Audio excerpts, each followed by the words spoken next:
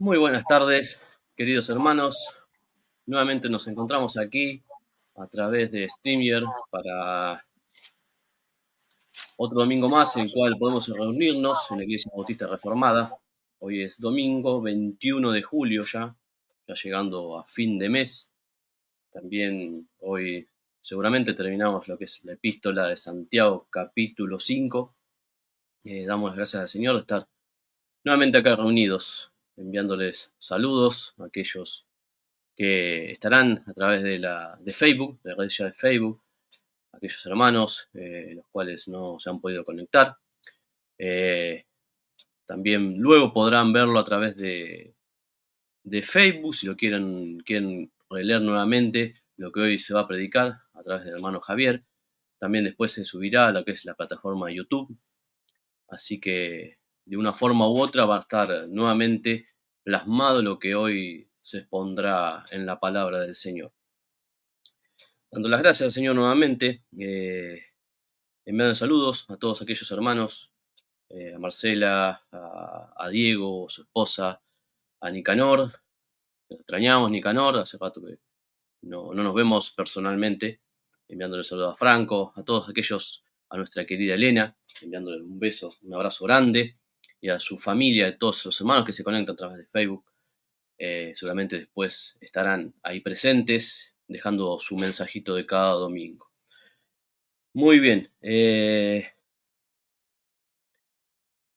Previamente a lo que es la exposición, la palabra del capítulo 5 de Santiago del Evangelio, de la epístola de Santiago, voy a leer la última porción, la última parte del capítulo de Malaquías. Eso tendrá que ver seguramente, Dios mediante, un contexto juntamente con el próximo domingo. No quiero adelantar, pero bueno, tendrá que tener un contexto para lo que se va a predicar como nuevo el próximo domingo, Dios mediante y si Dios quiere. Si quieren seguirme, voy a leer en Malaquías capítulo 4, los 6 versículos que tiene el capítulo 4. Y dice el Señor en esta palabra: porque aquí viene el día ardiente como un horno. Estoy leyendo en la Reina Valera 1689. No, 1650, 1956. Porque aquí viene el día ardiente como un horno, y todos los soberbios y todos los que hacen maldad serán estopa. Aquel día vendrá, los abrazará, ha dicho Jehová de los ejércitos, y no les dejará ni raíz ni rama. Mas vosotros, lo que teméis mi nombre, nacerá el sol de justicia, y en sus alas traerá salvación, y saldréis, y saltaréis como becerros de la manada. Hollaréis a los malos, los cuales serán ceniza bajo las plantas de vuestros pies, en el día en que yo actúe. Yo actué, ha dicho Jehová de los ejércitos. Acordaos de la ley de Moisés, mi siervo, al cual encargué en Horeb ordenanzas y leyes para todo Israel. He aquí yo os envío el profeta Elías, antes que venga el día de Jehová grande y terrible. Él hará volver el corazón de los padres hacia los hijos, y el corazón de los hijos hacia los padres, no sea que yo venga y hiera la tierra con maldición.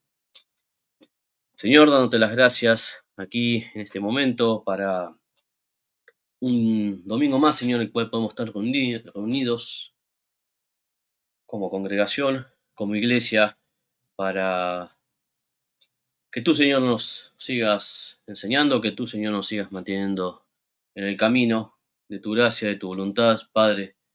Nos dé la fuerza que necesitamos, sabiendo que somos débiles, Señor, y sabiendo que sin ti nada podemos hacer. No es por nuestras obras, no es por nuestras fuerzas, sino por tu voluntad, misericordia y tu gracia hacia cada uno de nosotros. Aquellos que en tu tiempo has llamado para tu reino, para tu gloria. Dándote las gracias, Señor, en esta tarde, que tu Santo Espíritu, aquel que nos dio vida en un tiempo, y nos llamó por tu palabra. Que hoy nos guíe, Padre, y nos habla el entendimiento, nuestros oídos, nuestra mente para escuchar lo que hoy se ha preparado con trabajo, con arduo trabajo, Señor, de nuestro hermano Javier. Que tú lo guíes en este momento para dar la palabra que tú has querido, Señor, en este día. Que le des firmeza, Señor, en lo que hable y en lo que calle. Porque tu palabra así lo dice, Señor. Hablar cuando debamos hablar y callar cuando debamos callar. Dándote las gracias, Padre, a ti, que tú prepares este momento y que sea grato para todos los oyentes, Señor, que escuchen esta palabra. Y sea de bendición, Padre, para aquellos que, si están por primera vez, que tú le hables a cada uno de ellos, Señor. Que nos muestre, Señor, que sin ti no podemos seguir, sin ti no somos nada, Señor. Porque tu palabra es fuerte, pero vivifícase en nuestra alma. Dándote las gracias en esta tarde, dejando todo lo que el Señor, nuestro Señor Jesucristo, tiene en este momento. Que la gloria y la honra sean en su nombre. Amén. Muy bien, gracias, gracias por este momento. Y bueno, dejaremos en mano de Javier la palabra de esta epístola, el último capítulo de Santiago, y que Dios mediante el Espíritu guíe en lo que tenga que hablar. Así que Javier, te paso este momento para que puedas predicar y exponer lo que estás preparado. Bueno, ¿qué tal, hermanos? Muchas gracias, Pedro. Gracias por este momento. Vamos a terminar hoy con la Epístola de Santiago, si Dios mediante, si Dios quiere, y así lo podemos hacer. Vamos a terminar hoy y vamos por el capítulo 5, ¿sí? El último capítulo de Santiago. Y Santiago concluye todo lo que venimos hablando, y lo vamos a hablar al final, justamente sobre la actitud que debe tener una persona que es nacida de nuevo, una persona cristiana, y concluye justamente con el principio, cuando empezaba diciendo de ser hacedores, de no solamente oidores, y justamente el mensaje que viene arraigando desde atrás, como que hoy, ahora empezamos con tú sí sea así, que tú no sea no, no juré ni por el cielo ni por la tierra, los falsos profetas, hacer tesoros en el cielo, bueno, todo concluye los últimos versículos. Y bueno, para poder entrar en contexto, nosotros veníamos hablando la semana pasada, habíamos hablado la otra semana sobre que Santiago les comentaba a los hermanos que qué tonto que es hacer tesoros, confiar en las riquezas, donde la orina y la polilla y los ladrones roban y hurtan, que no tiene sentido, porque sea lo que sea, la riqueza que nosotros eh, pongamos nuestra confianza en esas riquezas terrenales, van a ser perdidas, porque todo se va a destruir, hasta el oro, ¿sí? Se corroe, decía la palabra, ¿no? La semana pasada me costó un poco porque había preparado muchos versículos para entrar en contexto sobre cada tema y no los pude, a lo último se me perdieron todos y me agarré la cabeza, pero bueno, cosas que pasan y bueno, había que seguir adelante. Pero Santiago, en esta epístola, en el capítulo 5 comienza diciendo, ya Jesús, nosotros somos cristianos y confiamos en el Señor, hagamos todo mediante la confianza en el Señor. Y después, todo lo que hagamos lo hagamos confiando en el Señor.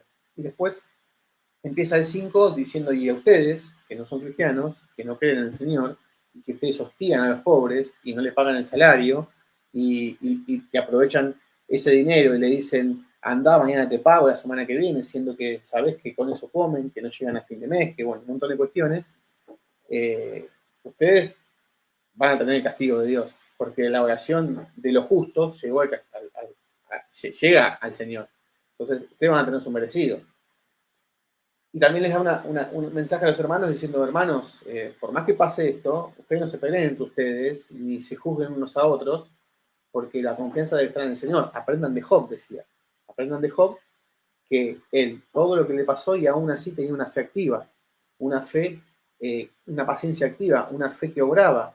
Si bien todo lo que le pasó lo hacía tener paciencia, pero esa paciencia lo hizo obrar y tener frutos de arrepentimiento, frutos de la devoción por el Señor. Entonces aprendan de Job, le decía, ¿no?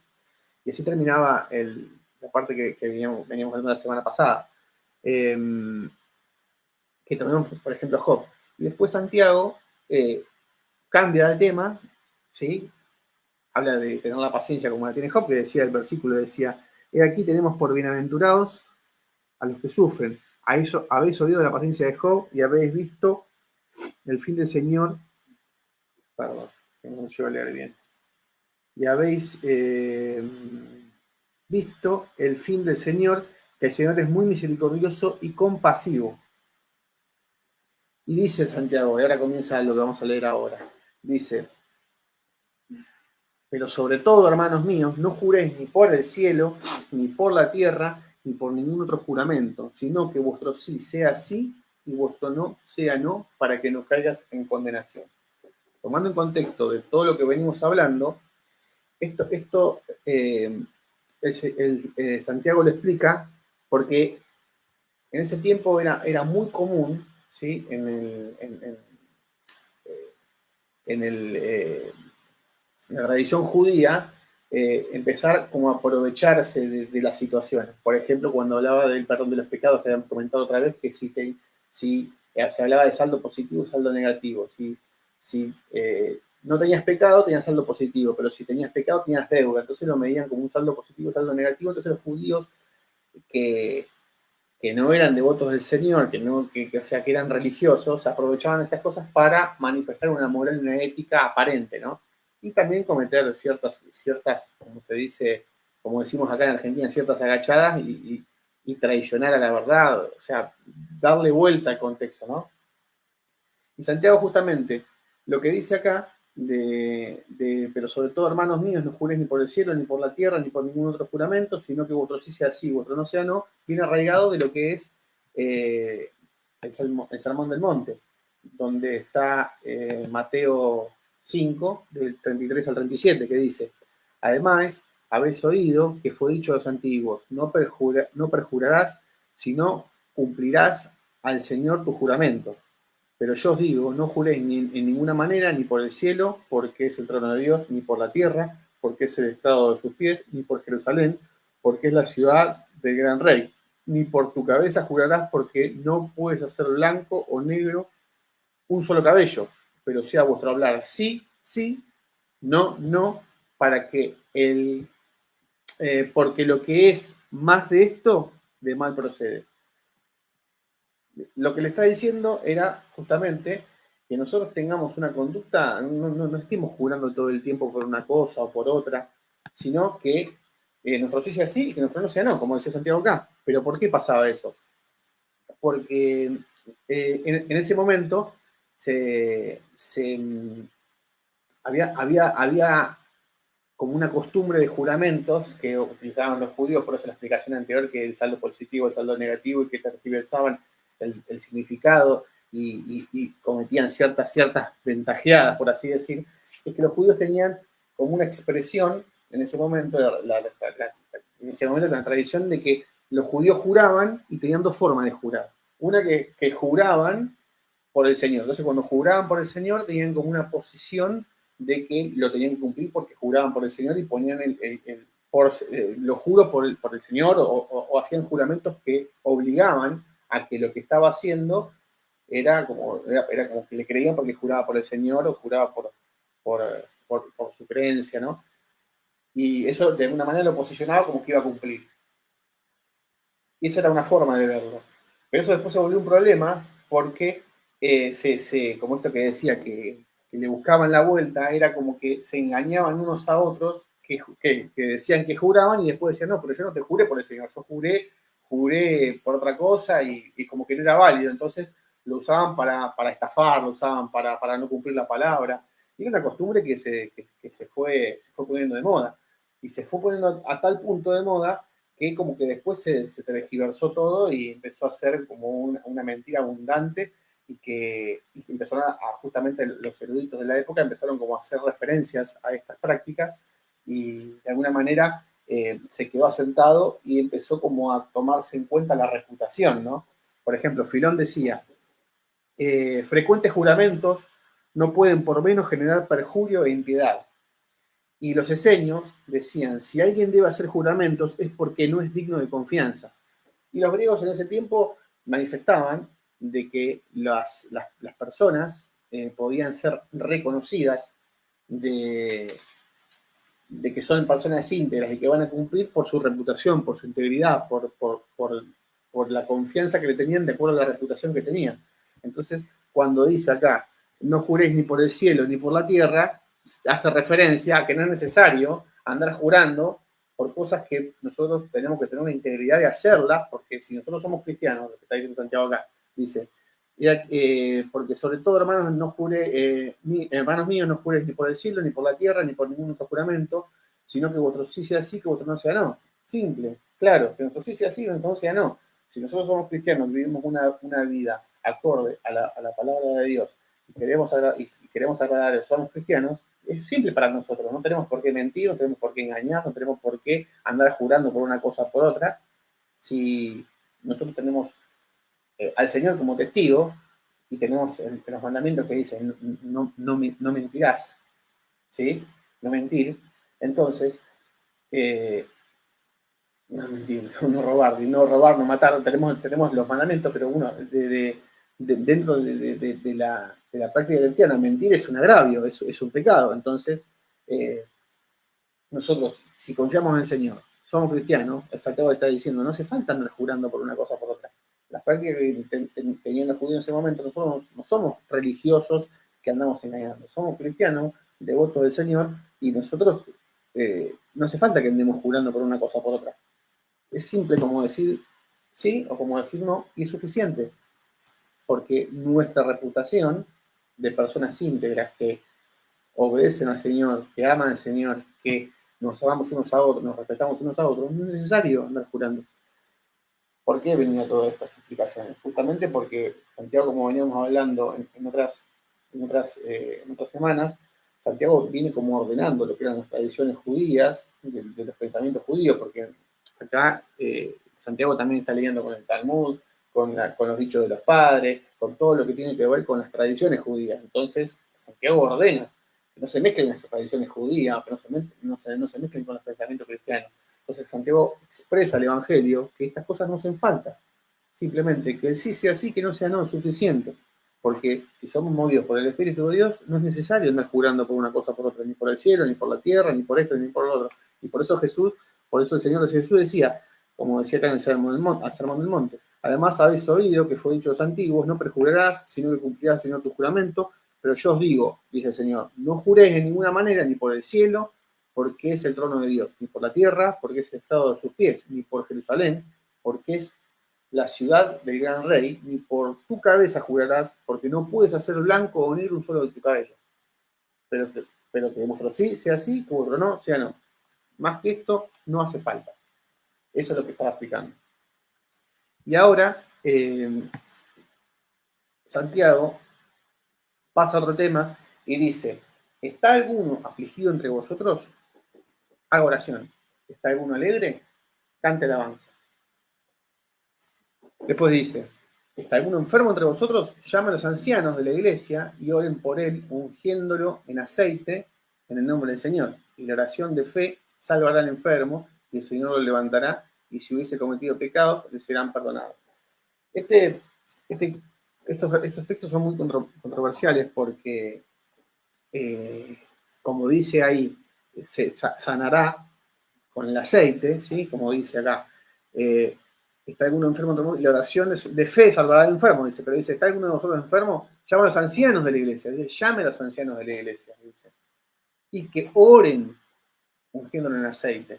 Entonces se tergiversa como que el aceite cura en muchas sectas. Entonces, por ejemplo, estos de los brasileros que están por todos lados, que hablan de la sanación y todas esas cuestiones, justamente ellos hacen un negocio de todo esto, ¿sí? Y traen el aceite de no sé dónde, el ungüento del ungido de no sé dónde, y empiezan como a hacer todas cuestiones que tienen que ver con amuletos, ¿sí? Amuletos que empiezan a tergiversar el verdadero mensaje. El mensaje es la oración, el mensaje es la sanación del alma, el mensaje es las desviaciones morales, ¿sí? El pecado.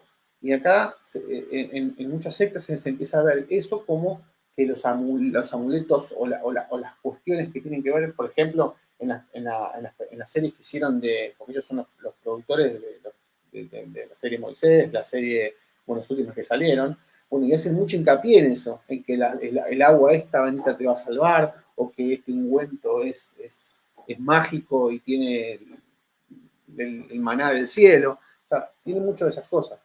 Entonces, si lo leemos de vuelta, dice, ¿está alguno entre vosotros afligido? Haga oración. Empieza diciendo, ¿está alguno alegre? Cante alabanzas. ¿Está alguno enfermo entre vosotros? Llama a los ancianos de la iglesia y oren por él ungiéndolo en aceite en el nombre del Señor. Y después dice, y la oración de fe salvará al enfermo. Salvará al enfermo. No dice que lo va a curar, dice que lo va a salvar. Que el Señor lo levantará y si hubiese cometido pecados le serán perdonados. ¿Me explico el contexto? Salvará al enfermo y si hubiese cometido pecados le serán perdonados. Habla de la desviación, porque después termina diciendo lo último, si alguno hace volver al hermano del pecado, si se hace volver al hermano extraviado, cubrirá multitud de pecados. Está hablando de eso, no está hablando de que llamen a los enfermos para que pongan aceite y que se va a curar el enfermo de una enfermedad grave, no está hablando de eso.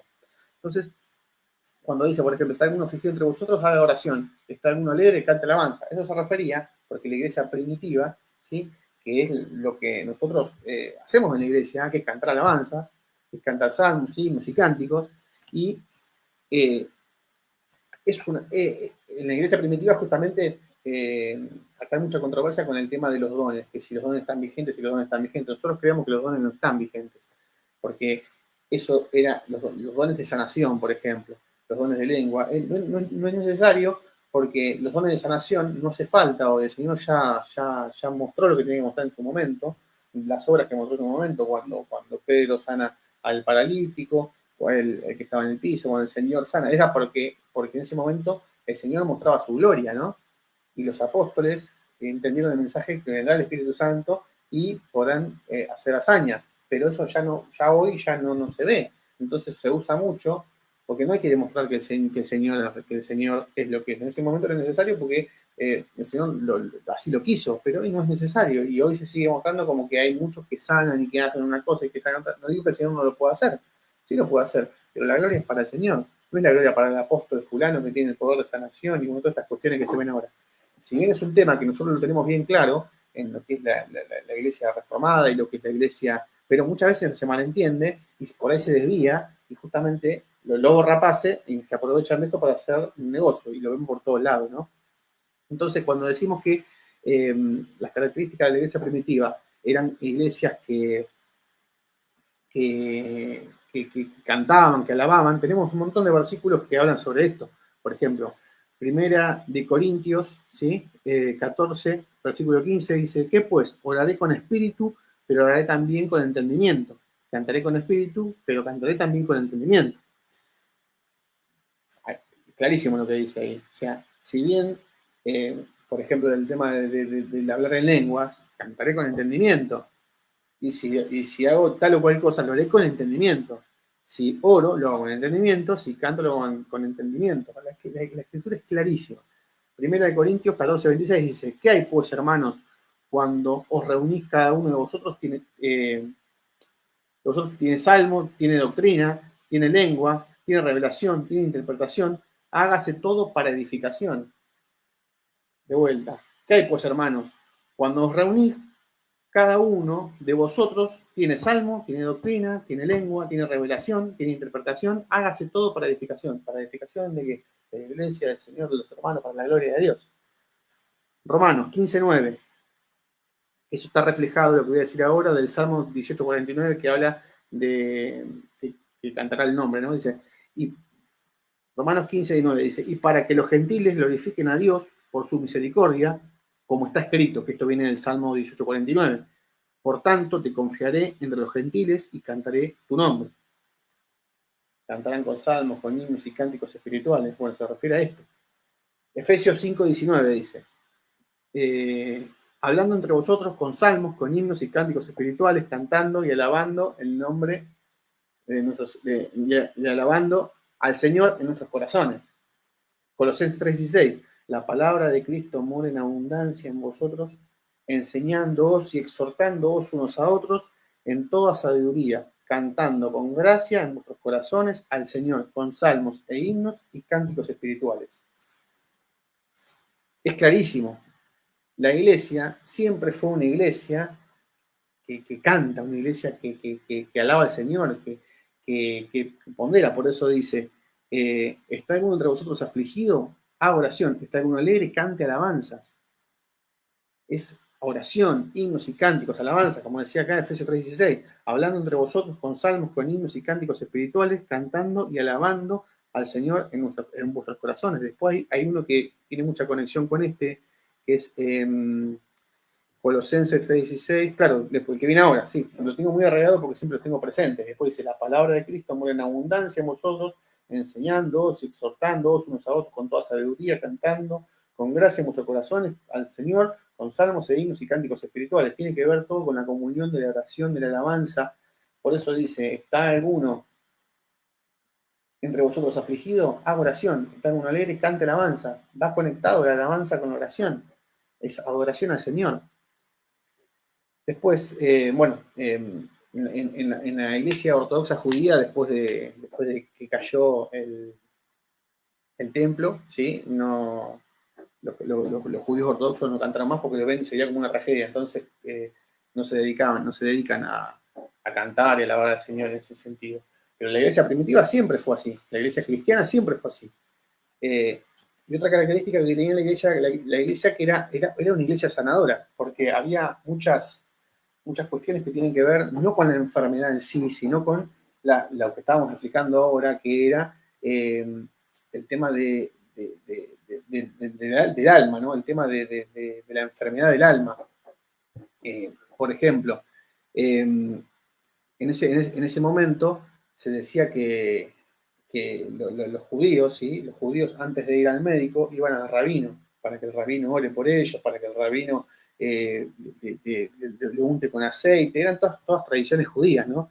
Entonces, ellos alababan al Señor, adoraban a Dios en su religiosidad, ¿sí? Y tenían por costumbre eso. Por eso que Santiago dice acá, está alguno enfermo entre vosotros, llama a los ancianos de la iglesia y oren por él ungiéndolo con aceite en el nombre del Señor. Era una práctica que si bien no está hablando de religiosidad, ¿sí? En cuanto a haciendo hincapié en el aceite, sino que si alguno está enfermo, que vaya a los ancianos. ¿Por qué? Porque en ese momento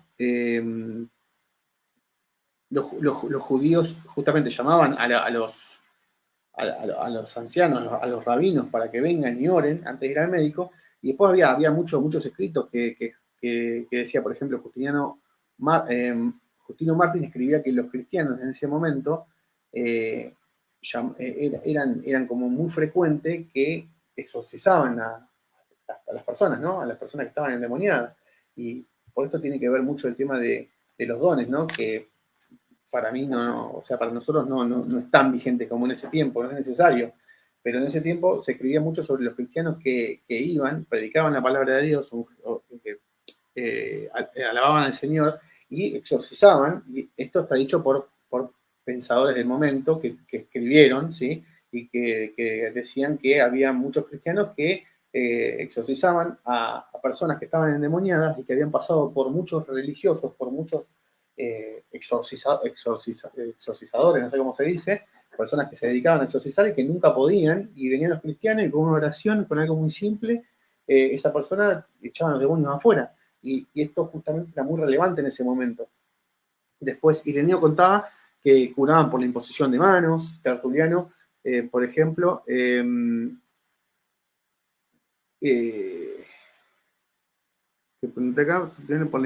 claro, curaban por la imposición de manos. Y Tertuliano contaba que Alejandro Severo, que era un monarca del momento, fue curado por un cristiano llamado Torpacio, ¿sí? Y que su virtud fue tan grande por haberlo curado de esa exorcización, de ese exorcismo, de haberlo curado, que él le permitió vivir en su palacio hasta siempre, en forma de gratitud, como huésped, ¿no?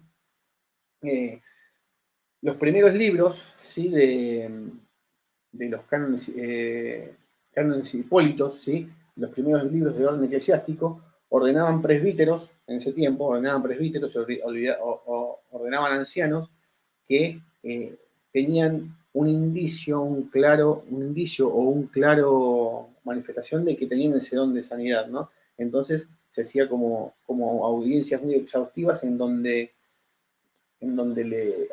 esos presbíteros, a esos ancianos, se aseguraban de que realmente tenían el don. Entonces esas primeras iglesias, ¿sí?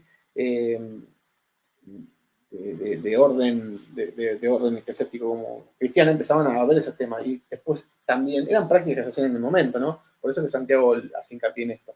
Y los diáconos estaban en orden de estar mirando a ver si había alguno que tenía cierta enfermedad o necesitaba sanidad para que justamente pueda ser recuperado, ¿no? Entonces, había una oración que decía, cuando ordenaban a presbíteros, ancianos, diáconos, decía, la oración decía, concede, oh Señor, el poder para romper todas las cadenas de poder malo del demonio, para sanar a todos los enfermos y para someter rápidamente a Satanás bajo sus pies. Era ¿cómo se dice? La costumbre de ese momento. Por eso Santiago acá dice, ¿está alguno entre vosotros afligido? Haga oración. ¿Está alguno alegre? Canta alabanza. ¿Está alguno enfermo entre vosotros? Llame a los ancianos de la iglesia y oren por él, ungiendo en aceite en el nombre del Señor. Y la oración de fe salvará al enfermo. Salvará al enfermo. Y el Señor lo levantará. El Señor lo levantará. Y si hubiese cometido pecados, le serán perdonados. Si bien las prácticas hablan de sanación, hablan de ordenar a pastores que tenían pastores, a ordenar a presbíteros ancianos que tenían esta facilidad, por así decir, este don, si bien esa práctica se usaba, Santiago acá le da un enfoque claro con la gloria del Señor. Si el Señor lo levantará, dice, y la oración de fe, no la oración de fe, porque también hay un tema, acá no es que yo tengo fe y mi oración de fe va a hacer lo que yo digo porque yo tengo fe, sino que la oración de fe está abrazada a la voluntad de Dios. La oración de fe es la fe en Dios, en la voluntad de Dios. Por eso es importante entender la linealidad del Evangelio. Y por eso también muchas veces, en muchos lugares, cuando hablamos de estas cosas, cuando se expresan estas cosas, se empiezan a manifestar cuestiones como la fe del pastor, la fe del apóstol, mirá qué fe que tiene. Si bien es correcto por el lado de que una persona devota al Señor, un justo, que manifieste su fe y que cuando predica palabra de Dios, voluntad de Dios, tiene la fe en el Señor, eso está bien, no hay que igualar eso a que el apóstol es el ungido de Jehová, que tiene la fe y que él hace y deshace, no, la gloria para el Señor. No sé si me explico la diferencia, quiero ser lo más claro posible. Si bien el Señor puede lograr hacer y deshacer todo lo que Él quiera, pero si nosotros, como decía al principio, no sacar falsos profetas, si nuestra devoción está en nuestra gloria, ¿sí? El Señor conoce los corazones, conoce todo. No hace falta que nosotros expliquemos. A nosotros nos puede engañar, al Señor no. Las cuentas las tendrá con el Señor. Cuando dice Santiago que algunos están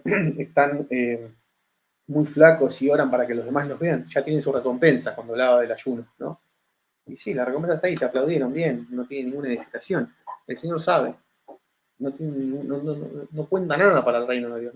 No hay tesoros en el cielo en la arrogancia de adjudicarte el poder. Eso es lo que está diciendo, eso es jarasca. Entonces, hay que entender bien la diferencia, ¿no? También en ese momento se nombraban a algunas viudas para cuidar a las enfermas, ¿sí?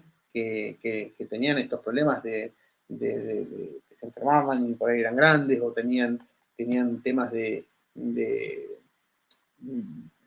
temas que por ahí estaban desviados y que no podían como volver al Señor, estaban como descarriados. Entonces la iglesia se preocupaba por todo esto. Por un lado, cuidar a los enfermos, por otro lado, ocuparse de aquellos que tienen esas desviaciones morales por causa del pecado.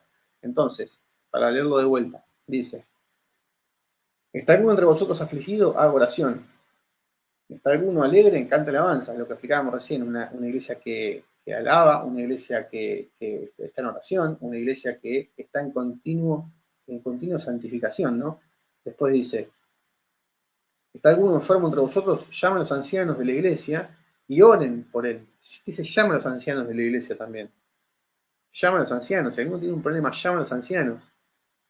Hoy esto es muy personal, pero yo lo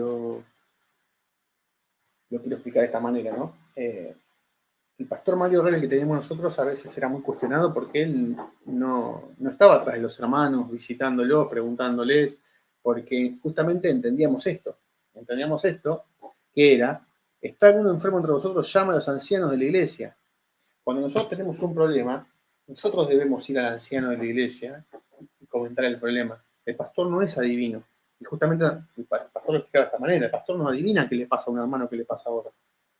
Si alguno tiene un problema, llame a los ancianos de la iglesia, llame al pastor, llame.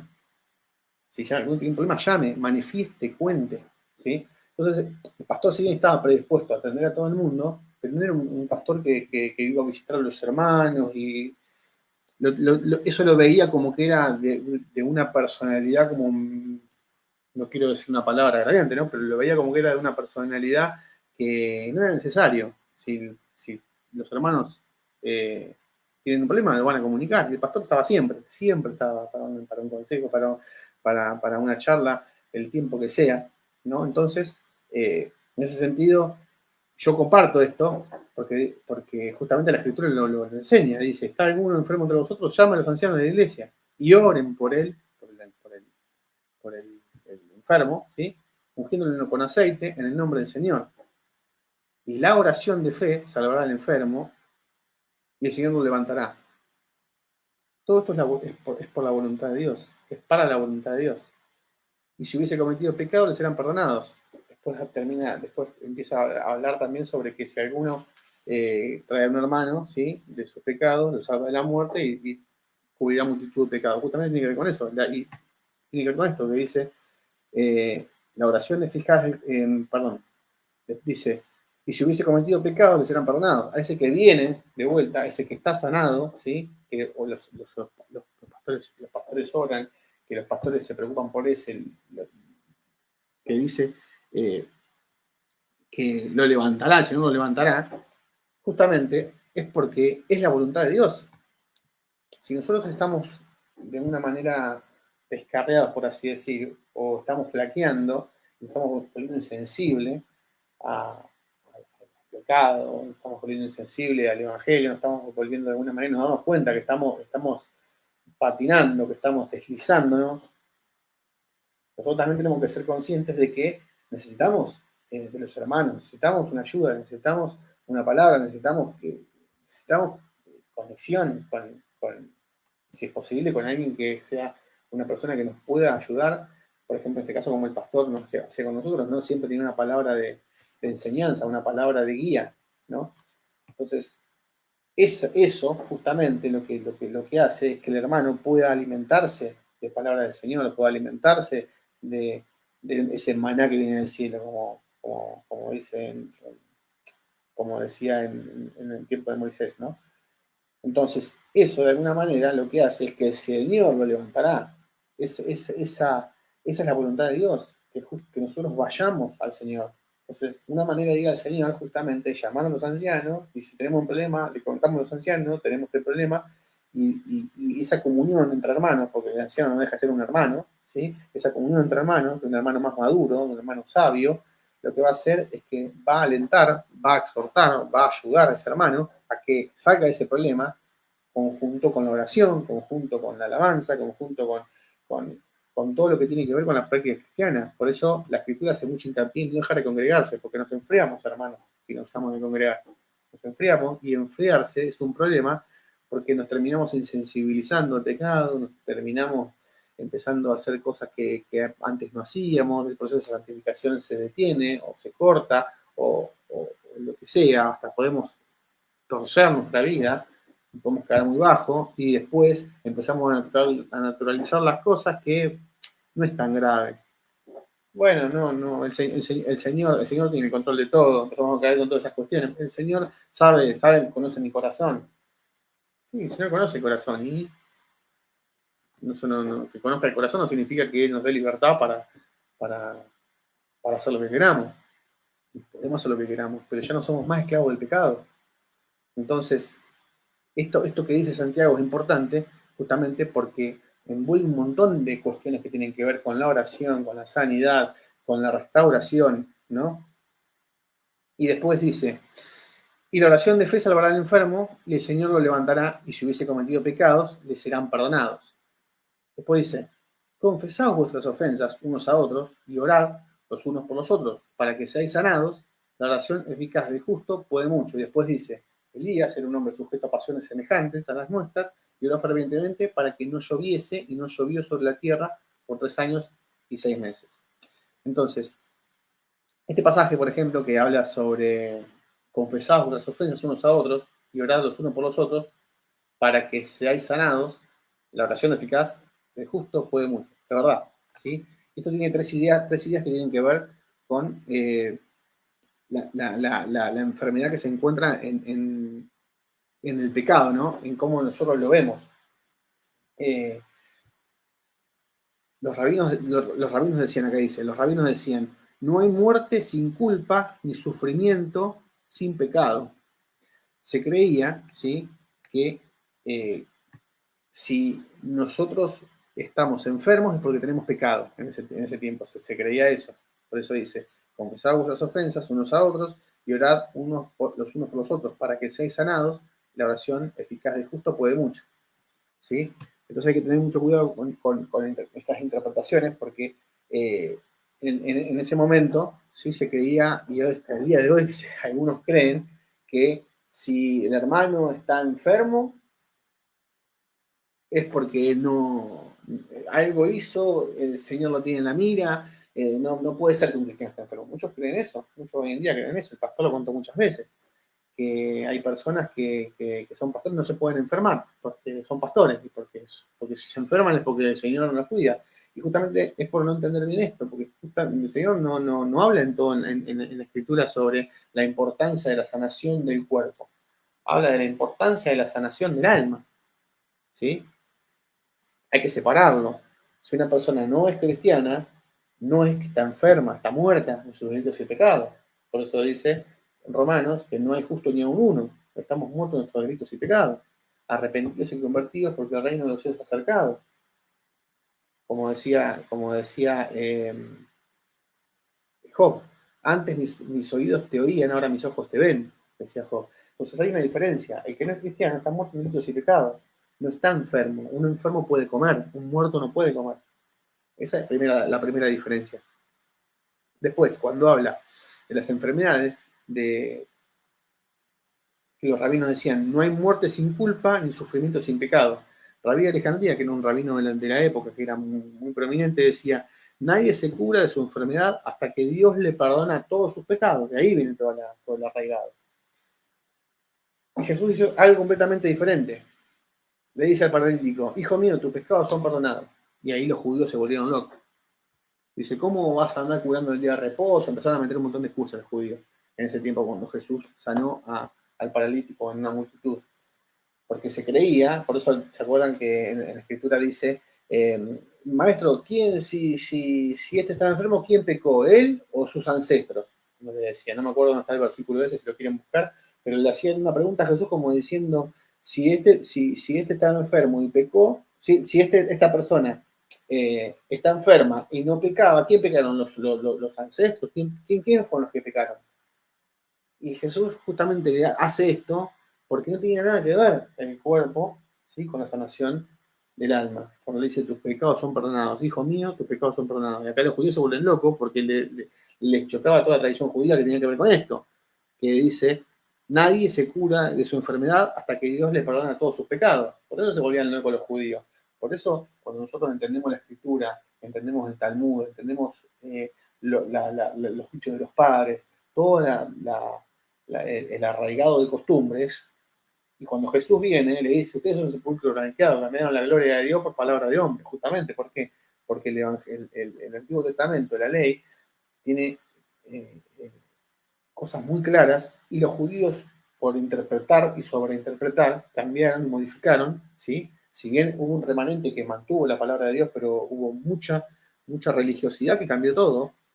Y cuando llegó el Señor le decía cosas como, por ejemplo, ustedes ponen cargas, como leíamos Santiago, ponen cargas a los hombres que ustedes no llevan. Le dicen a los hombres que tienen que hacer tales cosas y ustedes no las hacen. Entonces, por eso lo odiaban tanto a Jesús. Y acá, justamente cuando Jesús va al paralítico y le dice, hijo mío, tus pecados se son perdonados, los judíos se volvieron locos, porque rompía todas las tradiciones que los judíos enseñaban, y se volvían locos. Y después viene Nicodemo y le dice, conocemos que eres de Dios porque las cosas que hacen, o sea, si bien entendemos que sanaste al paralítico, lo vimos y creemos que eres de Dios, pero no entendemos cómo es que yo siendo maestro no entiendo estas cosas. Y Jesús le dice, eres maestro y no entiendes que tenés que nacer, no sabes qué es nacer de nuevo. ¿Maestro de dónde? Le decía Jesús. Pero porque justamente por el arraigado de las costumbres, el arraigado de la costumbre. Y ese arraigado de la costumbre, por más religiosidad que haya, por más que estemos en la secta más diabólica, si el Señor quiere nos saca de ahí. Por eso la voluntad del Señor, la gloria es para el Señor, todo es para el Señor.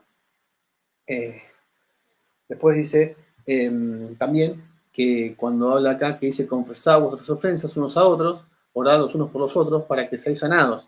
Después también la costumbre de confesar a Dios y a los hombres, ¿no? Si bien nosotros confesamos a Dios y confesamos al Señor, como dice Mateo, cerrada la puerta, ahora tu Padre, que tu Padre te escuchará por tu secreto, te recompensará en público. Pero también tenemos que estar bien con el prójimo, ¿sí? Ahora yo no puedo quedar bien con el prójimo y decirle, mira, yo pequé con vos porque yo antes pensaba que vos eras esto, eras esto, eras esto, eras esto, eras esto, y ahora que soy cristiano no lo creo. Y hay que tener sabiduría también para cómo decir las cosas, porque he escuchado muchas veces eso, ¿no? En testimonios en la iglesia que decían, no, porque yo no te bancaba, y yo pensaba esto, y cuando venías vos decías esto, qué sé yo, no sé qué, y ahora que soy cristiano, y ahora que me arrepentí, te lo digo, y te digo que te amo, hermano. Y hay todo como una cosa ahí que es necesaria, ¿no? Lo he visto muchas veces, Uno por protocolo abraza al hermano y le dice, sí, hermano, está todo bien, pero en realidad hay que tener mucha sabiduría porque eso molesta también. Entonces, si bien tenemos que estar bien con el Señor y tenemos que estar bien con los hombres, como dice la Escritura, sí, pero tenemos que tener sabiduría de cómo transmitimos ese arrepentimiento, esa confesión, ese perdón, ¿no? Hermano, perdóname porque me pasé mal con esto. ¿Sí? Tenemos que ponernos en cuenta con los hombres, esa palabra. Entonces, tener sabiduría con esas cosas. ¿Sí? Y porque tenemos que estar en paz con Dios, ¿sí? Y tenemos que estar en paz con los hombres. Y si bien nosotros somos cristianos, sabemos que la oración tiene un poder ilimitado, pero no un poder porque nosotros somos personas que oramos y hacemos lo que queremos y lo que nosotros decimos se nos cumple, no, sino porque a través de la oración, a través de un proceso de santificación, a través de todo esto que está explicando Santiago, está alguno afligido, haga alabanza, está alguno enfermo, llama a los ancianos, dice, está alguno de vosotros afligidos, haga oración, está alguno alegre, haga alabanza, como leíamos antes, con himnos y cánticos espirituales, la palabra de Dios muere abundantemente en vosotros. Todas esas cuestiones nos llevan a que nosotros nos pongamos en un proceso de santificación en línea con la voluntad de Dios. Entonces la oración por eso tiene un poder ilimitado. ¿Por qué? Porque oramos según la voluntad de Dios. Muchos hablan de que la fe mueve montañas. La voluntad de Dios no se mueve ni por nada. La voluntad de Dios es la voluntad de Dios. Nosotros debemos conocer al Señor para orar en la voluntad de Dios, para movernos en la voluntad de Dios y para manifestarnos en la voluntad de Dios. Y esa voluntad de Dios lo que va a hacer es que nosotros a través de la oración podamos conocer con más exactitud la voluntad de Dios. Y conocer la voluntad de Dios nos hace a nosotros personas que están en un proceso de santificación constante, que están en un proceso de amor a Dios y conexión con Dios, con la Escritura, y con nuestro deber, y justamente de los tesoros en el cielo. ¿Sí? Después, cuando habla de Elías, ¿sí? Cuando habla de Elías, es muy importante porque dice de Elías, Elías era un hombre sujeto a pasiones semejantes a las nuestras, y oró fervientemente para que no lloviese, y no llovió sobre la tierra por 3 años y 6 meses. Voy a poner en contexto. Reyes, primero de Reyes, capítulo 17:1 dice, entonces Elías Tirsiba, que era de los moradores de Galat, dijo a Acab: vive Jehová, Dios de Israel, en cuya presencia estoy, que no habrá lluvia ni rocío en estos años, sino por mi palabra. Y Elías anunciaba que no iba a llover, ¿no? Entonces, después, 18, primero de Reyes 18:1. Pasados muchos días vino palabra de Jehová a Elías en el tercer año, diciendo: ve, muéstrate a Acab, y yo haré llover sobre la faz de la tierra. Y Lucas 4:25 dice: y en verdad os digo que muchas viudas había en Israel en los días de Elías, cuando el cielo fue cerrado por 3 años y 6 meses, y hubo una gran hambre en toda la tierra. Entonces, esto que pasa acá también, por ejemplo, tenemos acá primero de Reyes 18:42. Primero porque es un libro, no es una epístola. Se dice: Acab subió a comer y beber, Elías subió a la cumbre de Carmelo y postrándose en tierra puso su rostro entre sus rodillas. Entonces, justamente se refiere a todo esto, que Elías, ¿sí?, tomó una posición de oración, ¿sí?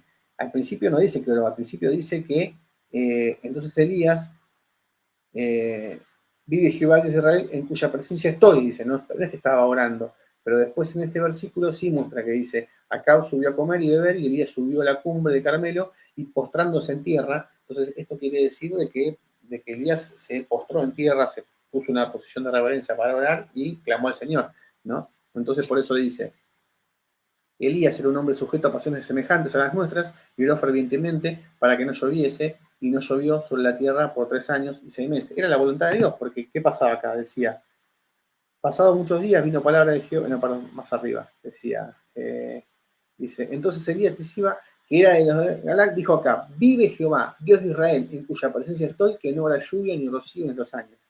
Esa era la voluntad de Dios, que no haya lluvia, que sea como el Señor dijo, que sea como el Señor quiere.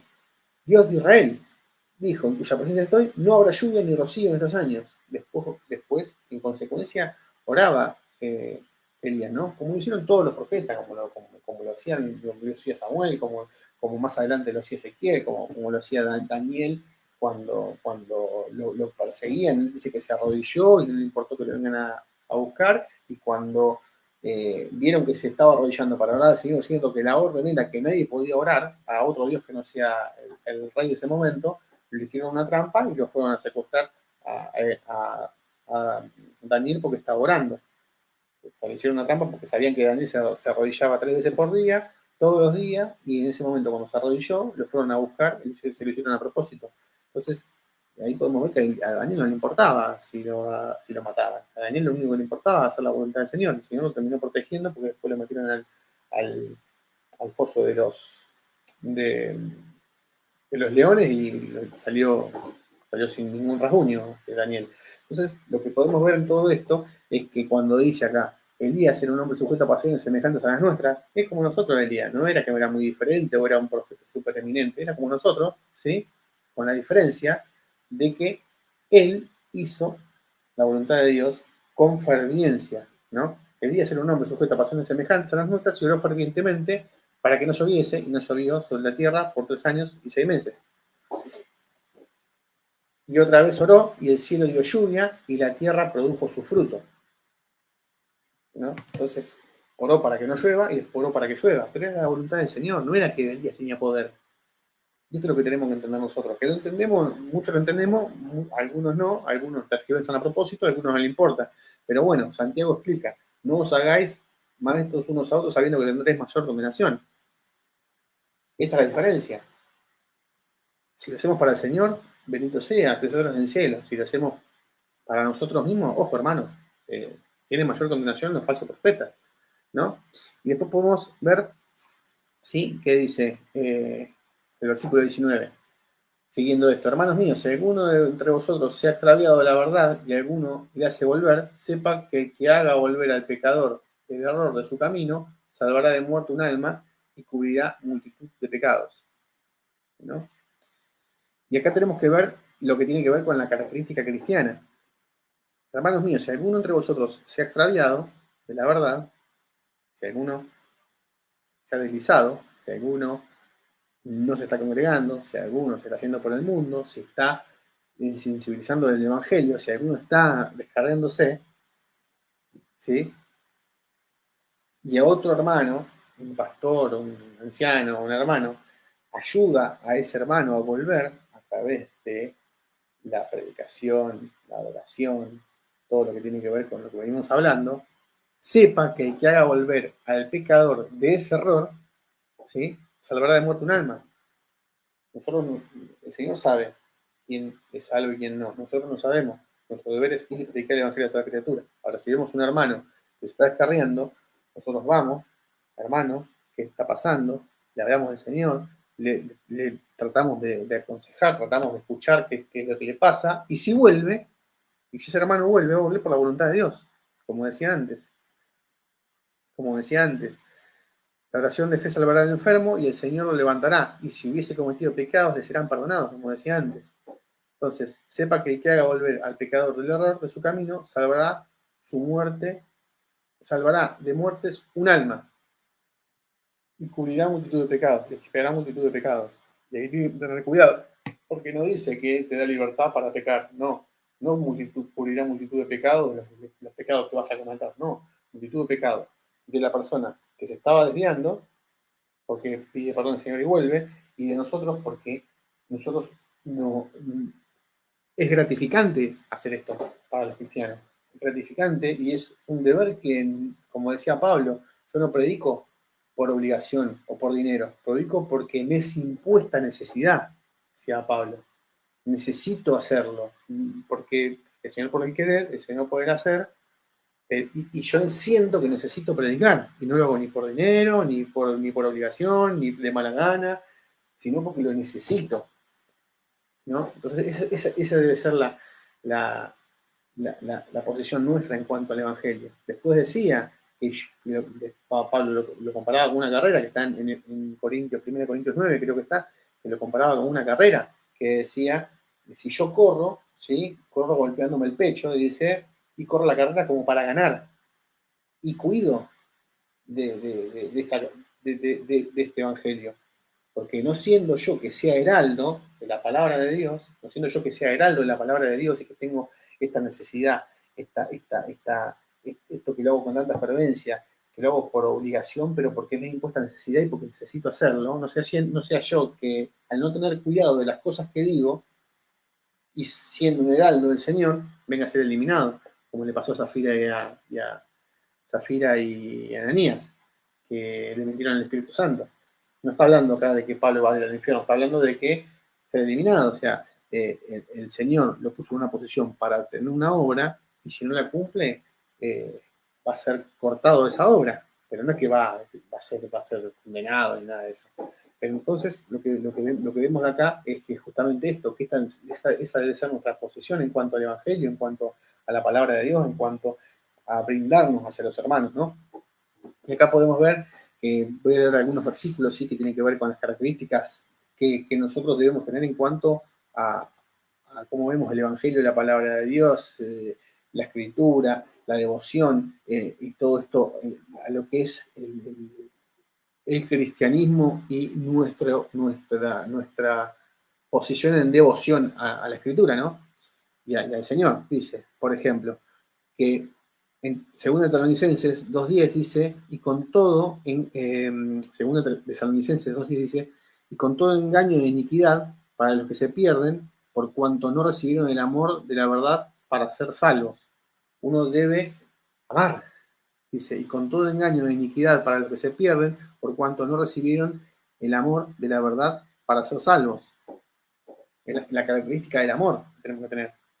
La característica de obedecer. Cuando dice Gálatas 5:7, vosotros corríais bien, ¿quién os has estado, vosotros corríais bien, ¿quién os estorbó para que no obedezcan a la verdad? Habla de la obediencia en la escritura. ¿Quién os estorbó para que no obedezcan a la verdad? Como decíamos, que habíamos explicado las semanas anteriores, que hablaba de que, ¿para qué me dicen Señor, Señor si no obedecen lo que os mando? Obedecer al Señor, porque hablaba de Señor, un arte absoluto, siervos, ustedes son mis siervos, no me obedecen duros esclavos, las similitudes que el monarca absoluto le dice a los esclavos qué tienen que hacer y los esclavos obedecen. Y el Señor le dice, ¿para qué me dicen monarca absoluto, si vosotros, que sois mis esclavos, no me obedecen? es lo que está diciendo, ¿no? Entonces la obediencia es una característica muy importante. Y es lo único que tenemos que hacer nosotros, las ovejas del Señor, es obedecer al Señor. Es lo único que tenemos que hacer. No, tenemos que tenerlo bien claro eso. Tenemos que saber qué manifestar. Segunda de Corintios 4:2 dice, antes bien, renunciamos al oculto y vergonzoso, no andando con astucia ni adulterando la palabra de Dios, sino por la manifestación de la verdad, sino por la manifestación de la verdad, manifestando a toda conciencia humana delante de Dios. Perdón, que me trabé acá, dice, antes bien, renunciamos al oculto y lo vergonzoso, no andando con astucia ni adulterio, con astucia ni adulterando la palabra de Dios, sino por la manifestación de la verdad, manifestándonos a toda conciencia humana delante de Dios. El amor a Cristo, Efesios 4:15, sino que siguiendo la verdad en amor, crezcamos en todo aquel que es cabeza. Esto es Cristo, seguir a Cristo, seguir a Cristo en amor. Damos testimonio, Juan 18:37. Le dijo entonces Pilato, luego le dijo entonces Pilato, ¿luego eres tú rey? Respondió Jesús, tú dices que soy rey. Cuando Jesús iba a ser entregado al lado de Barrabás a ver quién elegían a judíos. Respondió Jesús, tú dices que soy rey. Yo para esto he nacido y para esto he venido al mundo, para dar testimonio de la verdad. Todo aquel que es de la verdad oye mi voz. Tenemos que dar testimonio de eso, justamente nosotros. Juan 16:13, el poder del Espíritu Santo, que dice, pero cuando venga el Espíritu de verdad, Él los guiará a toda verdad, porque no habrá por su... pero cuando venga el Espíritu de verdad, Él los quiera a toda verdad, pero que no hablará por su propia cuenta, sino que hablará todo lo que oyere y os hará saber las cosas que han de venir. Y Juan lo deja claro, ¿sí? En Juan 3:21, que dice, más el que practica la verdad viene a la luz, para que sea manifiesto que sus obras son hechas en Dios. Entonces, nosotros lo que podemos ver en la Escritura, en todo lo que hemos visto en la Escritura de Santiago, de que cuando justamente hace hincapié de ser hacedores de la palabra, no solamente oidores, de que le pidamos sabiduría a Dios, que no nos hagamos muchos maestros, tesoros en el cielo, ser como Job, no juzgando unos a otros, y todo lo que venimos hablando del tema de la lengua, y todo lo que venimos hablando, cierra en esto, en la actitud que tenemos que tener nosotros en la devoción al Señor.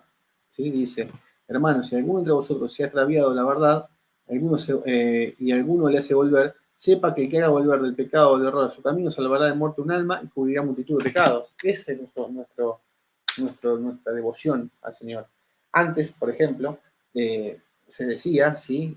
Por ejemplo, Orígenes decía que el bautismo salvaba, que el martirio, que es morir por la fe, también salvaba, que el perdón a otros era lo que salvaba, o que las limosnas salvaban, ¿sí? O que las limonas perdonaban los pecados, perdón, no que salvaban, sino que las formas de obtener perdón eran a través del bautismo, a través de morir por la fe, a través de las limosnas, a través del amor a otros, a través de cometer obras de convertir un pecador. Esas eran las costumbres de antes. Y Daniel 12:3 dice, los sabios y aquellos que enseñan la justicia brillarán como las estrellas para siempre. Y los sabios y aquellos que enseñan la justicia brillarán como las estrellas para siempre, tesoros en el cielo. 1 Timoteo 4:16. Pablo aconseja a Timoteo cuidar, Pablo enseña a Timoteo que tiene que cuidar su enseñanza para que se salve a sí mismo y para que su enseñanza salve a otros. Por eso le decía 2 de Timoteo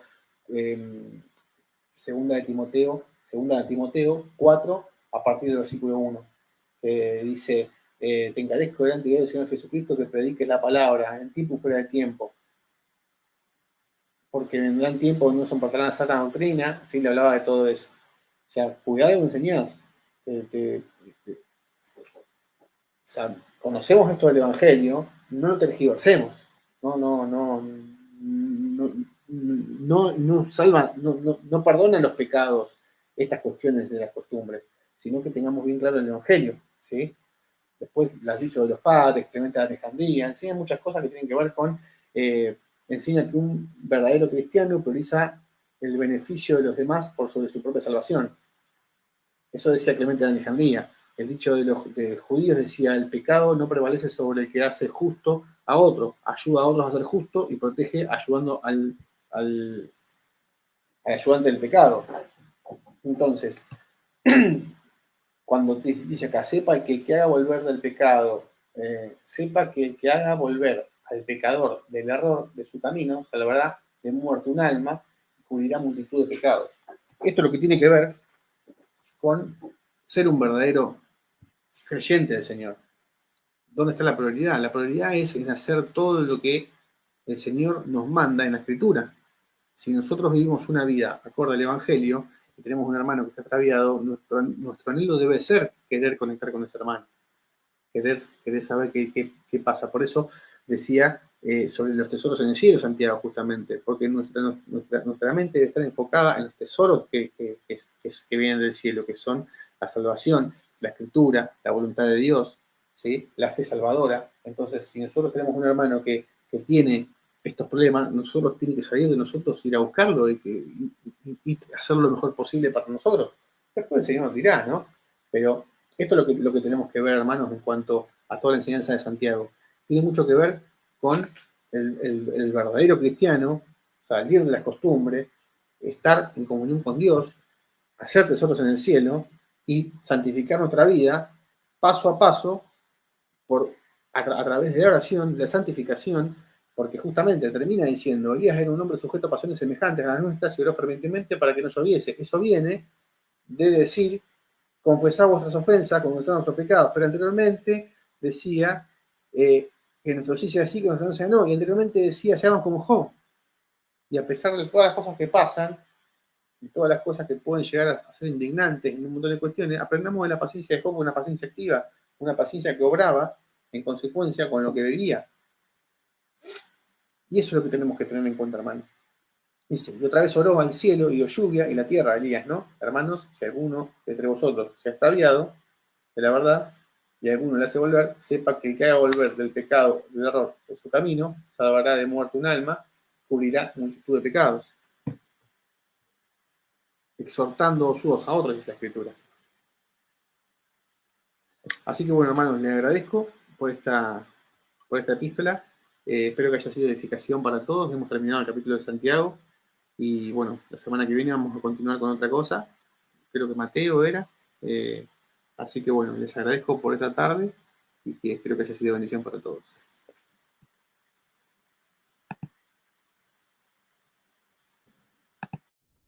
Bueno, Javier, gracias. Ahí, muy bien. Me había trabado la comp. Gracias, Javi, por habernos hasta aquí, haber compartido esta epístola, esta carta, de la cual Santiago, a lo largo de esta historia, nos ha exhortado con lo que el Señor le había dejado mediante su espíritu. Muchas cosas, la verdad que es increíble este libro, para volverlo a ver, meditarlo todos los días, como es la palabra del Señor, para ver las cosas importantes, ¿no? De lo que un hijo de Dios tiene que hacer, lo que el Señor nos dejó, todo está escrito. Esa es la revelación, como muchos falsos pastores, o como dicen profetas, hablan sobre nuevas revelaciones. No, toda la revelación de Dios está aquí, en la palabra. No hay más revelación. Si queremos saber del Señor, está aquí, Él nos dice, nos habla en cuanto a su palabra.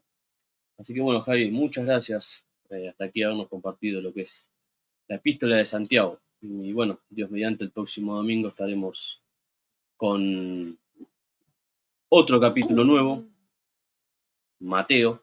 Dios mediante nos guíe para poder explicar sobre, ¿no?, toda la genealogía, todo lo que podemos decir que el capítulo 1 de Mateo, no sé si todos lo han leído en su contexto, capaz que nos llama mucha atención, pero hay mucho para hablar sobre esa genealogía y es la descendencia a la cual surge y nace nuestro Señor Jesucristo a través de lo que escribe Mateo, ¿no? que es uno de los apóstoles principales que estuvo junto al Señor y por eso nos muestra todo lo que él vivió junto al Señor en este mundo. Así que bueno, nuevamente gracias Javi. Y bueno, a los hermanos que se han conectado a través de Facebook, unos cuantos mensajes hubo en cuanto a lo que Javier iba explicando. Habían, por ejemplo, Laura Abigail escribió en cuanto a los versículos, iba respondiendo y tratando de hablar en este medio lo que pensaba, ¿no? Y decir. Claro, porque nosotros al tomar ese comportamiento y esa devoción al Señor, nosotros estamos participando de la obra redentora del Señor. Nos está haciendo partícipes. Por eso habla de la obediencia a la Escritura. Porque si nosotros no obedecemos al Señor lo que tenemos que hacer, ¿qué vamos a hacer nosotros por nuestra cuenta? Macana solamente. Por eso la Escritura habla de obediencia. Porque participar de la obra redentora de Cristo nos hace a nosotros copartícipes del Evangelio, ¿sí? Pero el Evangelio de Cristo, no el Evangelio nuestro. Entonces, eso es lo gratificante. Así que bueno, ahí gracias Javi por poner algo más hoy, en día de hoy, aparte de la predicación. Y bueno, mientras está Javi hablando, iba compartiendo algunos mensajes de los hermanos que se conectan a través de Facebook. Enviad saludos a Nicanor, aquí estás hermano, te mandamos saludos, gracias y paz del Señor. Y bueno, como dijo Javier, ¿no? Si hay algo, de aflicción, algo, o quieren hablar, es comunicarse, porque como el pastor con ese amor, con esa sabiduría que nos hablaba, decía, yo no soy adivino nada, ustedes, hermanos, sabemos que tenemos todos sus tiempos y demás, pero bueno, aquí estoy para acompañarlos, para sacarles las dudas, y eso, la verdad que extrañamos también muchas cosas, entre esas el pastor y la sabiduría con cual nos respondía en cuanto a muchos problemas que hemos pasado, tanto de familia y cada uno de los hermanos, pero por eso, estar también de aquel lado, no recibiendo, pero también comunicándose con los hermanos y demás, no esperar que llegue el pastor, llegue el maestro, llegue alguien para estar y hablarlos, porque no va a adivinar si tienen algo, sino que a través de eso también comuníquese, como dice la palabra, ¿no? Ayornarnos lo que dice la palabra del Señor. Así que bueno, te enviamos saludos Nicanor, a Laura, gracias por todos los mensajes que escribiste, Laura, hoy, gracias paz de Cristo, todas las cosas que iba escribiendo a medida que Javier iba predicando la palabra. Felipe Taboada, un gran saludo y un abrazo grande, hermano, saludos a tu madre querida. Y bueno, a cada uno de los que se han conectado, Agustín, como cada domingo aquí está Agustín Chamarro. Buenas tardes, hermanos, gracias y paz. Saludos también a nuestro querido hermano Agustín. Y bueno, Dios mediante en algún momento nos conoceremos porque nos conocemos a través de Facebook, no personalmente. Pero bueno, Dios lo querrá en su momento de conocernos con todos. Laura también, no la conocemos personalmente, pero bueno, de aquí también enviamos saludos a cada uno de los hermanos que han escuchado esta prédica y si la quieren ver, ¿no? Luego se ha plasmado nuevamente en Facebook o en YouTube para poder atar algunos elabores si les quedó ahí en tintero, pues pueden volver a ver eso lo bueno de estas redes sociales, que podemos repetir lo que hoy se ha predicado y todas las cosas que nos han dejado en este tiempo. Así que bueno, gracias hermano a cada uno de ustedes, gracias Javier, y bueno, estaremos hablándonos, hermano, esta semana, y bueno, con cualquiera que tenga una duda o algo, a través de Facebook. Prontamente tendremos otro servidor para que puedan comunicarse o preguntar, lo que sea. Y bueno, cualquier cosa estamos aquí. Saludos y nos vemos Dios mediante el próximo lunes. Todavía julio será, ¿no? Sí, 28. Casi, casi pasando agosto. ¿Cómo se pasa el año? Pero bueno, es por gracia del Señor que estamos aquí. No por nada que nosotros queramos hacer o queramos, por así decirlo, dominar. Son todos por gracia del Señor que estamos. Cuando Él quiera, allá nos llamará a su tiempo. Y bueno, dar las gracias porque estaremos juntamente con el Señor. Así que nuevamente, saludos, gracias y paz de Cristo y nos vemos Dios mediante el próximo domingo 28 de julio. Saludos, gracias y paz.